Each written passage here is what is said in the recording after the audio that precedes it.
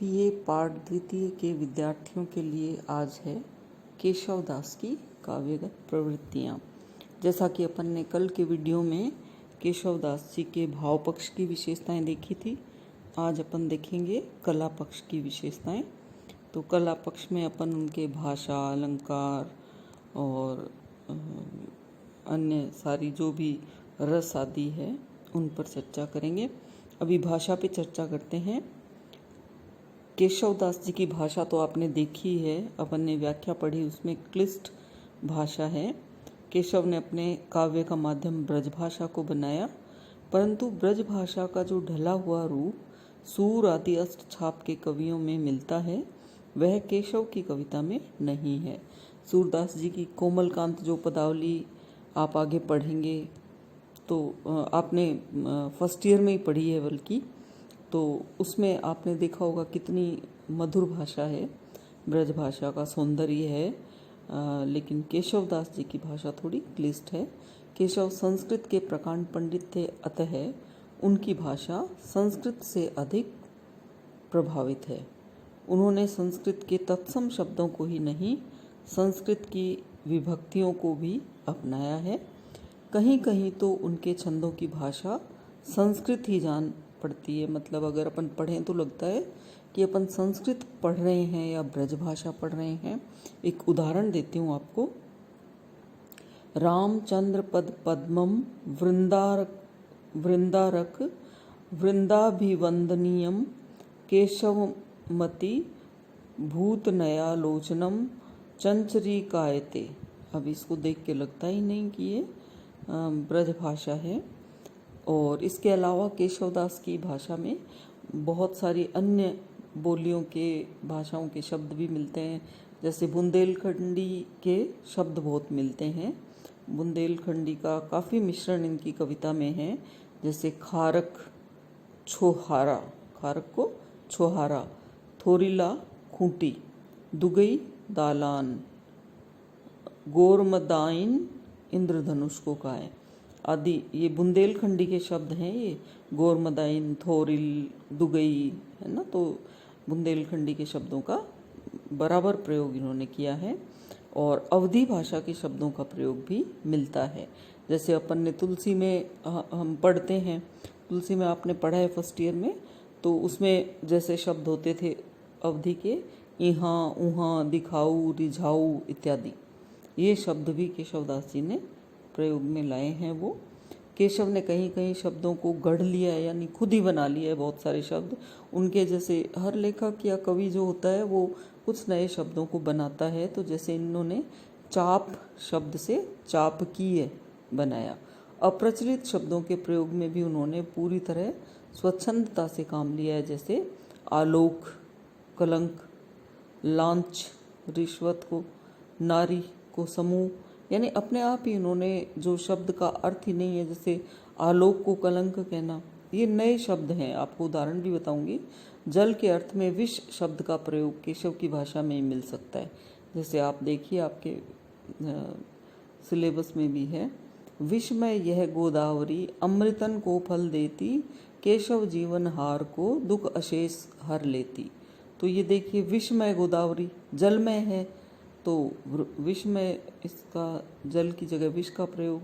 तो ये इनकी अपनी खोज है। संस्कृत और बुंदेलखंडी के बहुत ही प्रभावित, जो अत्यधिक प्रभाव इनके ऊपर है, लंबी लंबी शब्द योजना, अप्रचलित शब्दों के प्रयोग आदि के कारण केशव की भाषा में कहीं कहीं बहुत ही क्लिष्टता आ गई है।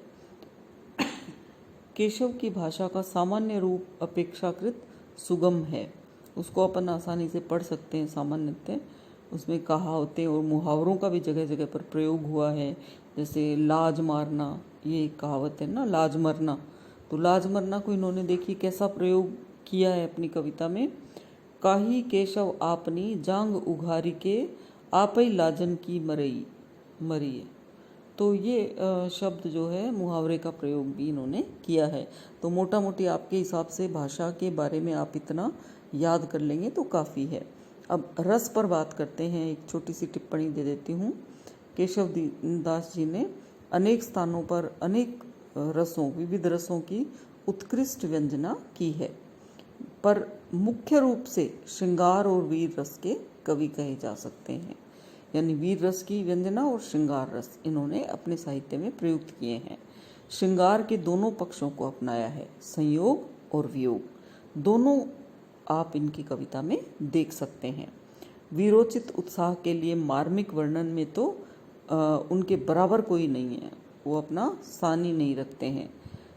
शत्रुघ्न के बाणों से मूर्छित लव के लिए विलाप करती हुई सीता के प्रति कुश का कथन देखिए आप, कितना उत्साहपूर्ण है, कितना उत्साहपूर्ण है।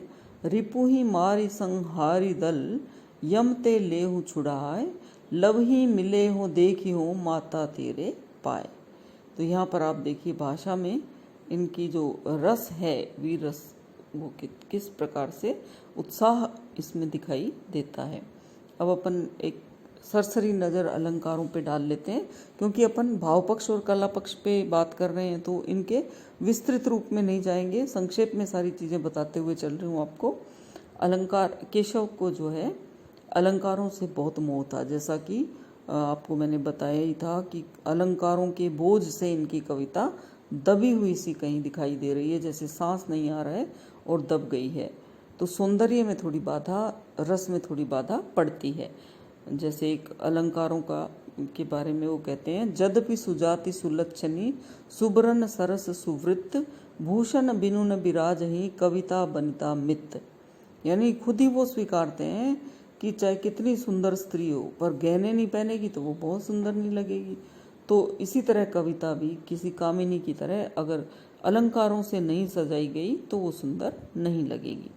अतः उनकी कविता में विविध अलंकारों का प्रयोग सर्वत्र दिखाई देता है। अलंकारों के बोझ से कविता के भाव दब से गए हैं। भाई ये तो होता ही है कि सौंदर्य दबेगा अगर ज़्यादा ऊपरी आभूषण पहने कोई तो।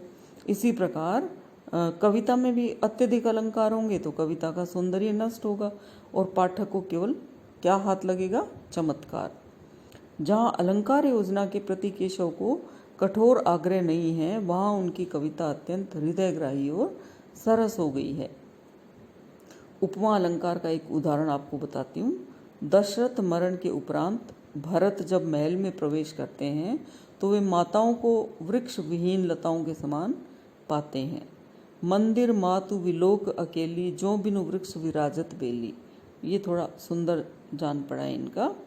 और अब चलते चलते एक टिप्पणी मैं इस पे भी कर देती हूँ कि साहित्य में उनका क्या स्थान है। जैसे बहुत सारे कवि हैं उस युग के, उनमें उनको अपन क्या कहते हैं, जैसे इनके बारे में क्या है।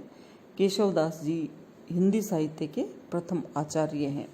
आचार्य क्यों? क्योंकि उन्होंने कविता के सभी अंगों उपांगों का वर्णन किया है और बंदी बंधाई परिपाटी के आधार पर चले हैं। हिंदी में सर्वप्रथम उन्होंने काव्य के विभिन्न अंगों का शास्त्रीय पद्धति से विवेचन किया। यह ठीक है कि उनके काव्य में भाव पक्ष की अपेक्षा कला पक्ष की प्रधानता रही है, अपन ने देखा ही है। और पांडित्य प्रदर्शन के कारण उन्हें कठिन काव्य के प्रेत कह करके भी हम पुकारते हैं, किंतु उनका महत्व इससे खत्म नहीं हो जाता है। ये तो आलोचना की बातें अलग हैं। हम तटस्थ होकर किसी कवि की बात करते हैं, उसका मतलब ये नहीं कि हम विरोध करते रहें या बहुत ही उनके बारे में अच्छा ही अच्छा लिखें, है ना। तो साहित्य में क्या होता है, कोई अच्छी चीज़ है उसको हम आगे लाते हैं, और अगर कोई कमी है तो उसको भी, तो सही जो आलोचना होती है, समालोचना, वो यही होती है। तो इनका महत्व है।